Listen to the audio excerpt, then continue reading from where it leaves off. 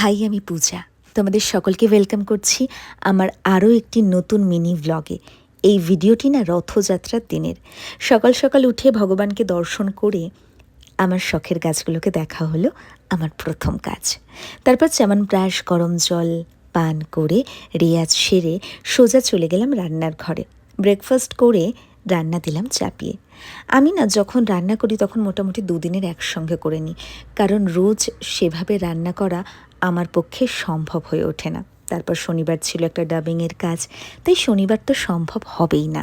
তারপর স্নান সেরে আমি আর বোন বসে পড়লাম রথের পুজোর জোগাড় করতে।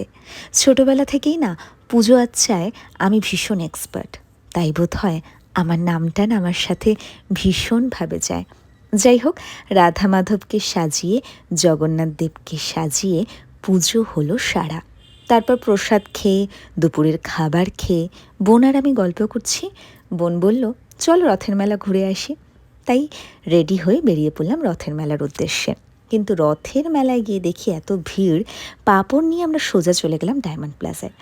যবে থেকে আমি আর বোন ফ্ল্যাটে শিফট করেছি তবে থেকে না আমাদের ছোটোখাটো কোথাও যাওয়ার নাম হলেই আমরা ডায়মন্ড প্লাজায় চলে যাই। শীত, গ্রীষ্ম, বর্ষা ডায়মন্ড প্লাজায় যেন হয়ে উঠেছে আমাদের ভরসা। তারপর বোন খেলো ওয়াফেল, তারপর কেএফসি থেকে খাবার কিনে সোজা চলে এলাম বাড়ি। এইভাবে কাটলো রথের সারা দিন। আজ আসি। ভিডিওটি ভালো লাগলে একটা লাইক করে দিও, ইউটিউবে অবশ্যই সাবস্ক্রাইব করে দিও। সকলে ভালো থেকো, টাটা।